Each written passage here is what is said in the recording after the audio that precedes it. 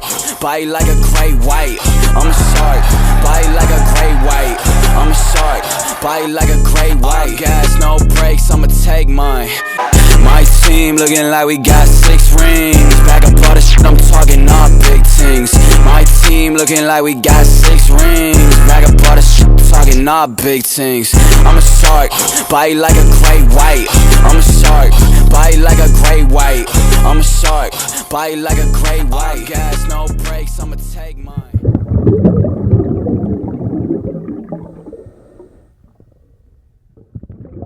All right, I'm lucky to be joined now by Coach Antoine Rivens, the offensive coordinator of the Oceanside Land Sharks. Coach Rivens, thanks for joining me today to talk a little bit about how the offense is looking as we head into this very strange 2020 football season. How's the summer been?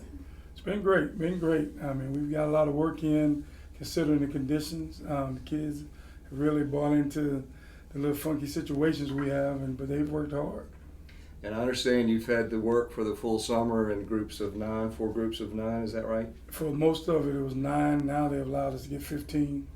They've expanded with the 1.5.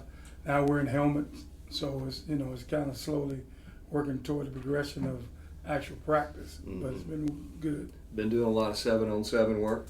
Well, we can't technically do it in terms of they don't allow you to have a true defense, kind of do a skeleton type thing. Mm-hmm. To try to just let them see, but you don't supposed to really do defense against offense right now because they don't want any guys getting too close competing. But we've kind of just did the offensive part of it, I see. Or just do the defense.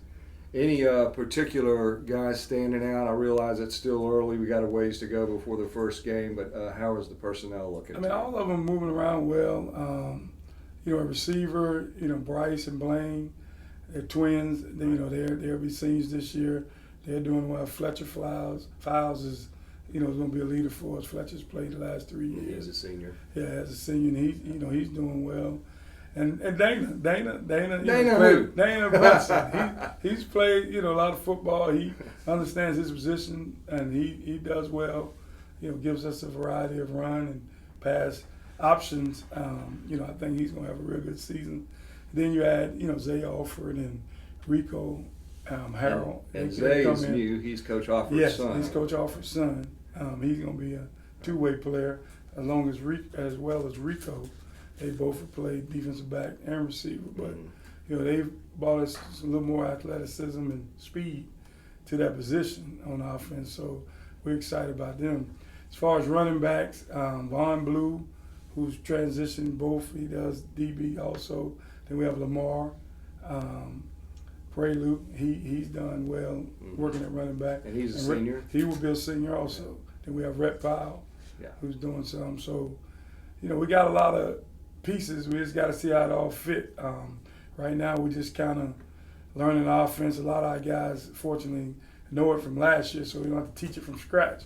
But just trying to fine-tune it each day and trying to get the timing when we throw the ball. And then you have Garrison Kepley, the quarterback right now. Mm-hmm. He and Taggart Tyson. But, Garrison is kind of up front right now and working hard. But trying to push him to, get better and better also. Before we sat down and turned on the cameras, I told Coach Rivens that I just spent a good bit of time with Coach Call talking about the offensive line, and Coach Rivens looked like I'd stolen his Christmas present. I'm going to give you a chance to talk a little bit about that line. That's an impressive bunch of guys. Well, I have to, because they'll get on me if I don't give them a shout out. Jacob, Ashley, and Shane Mahoney. You have Big Mickey Lee. Yes, sir. And Will Galls. And Mickey's a senior this year. Mickey will be a senior. Zach Champagne and Jackson Lynch. I mean, we have a good core group. It's coming back. And my big young guy, Monroe Freeland, won't leave him out. He's getting a lot of attention. But he's still a young pup trying to figure it out. But he just happened to be blessed to be 6'7", 255. So, we're excited about all that. Can't trying to that. get it. Yeah, you can't. Those size.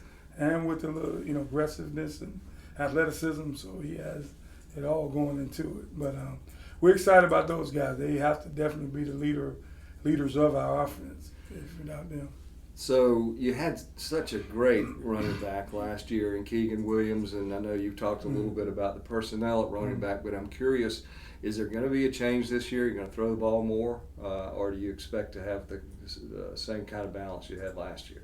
We're striving to have the same kind of balance. I tell the running backs, we got to have a committee to equal Keegan. There's no one guy that we have now that clearly can just equal all the things Keegan brought for us, but collectively, we have a group that I think can give us different phases of it.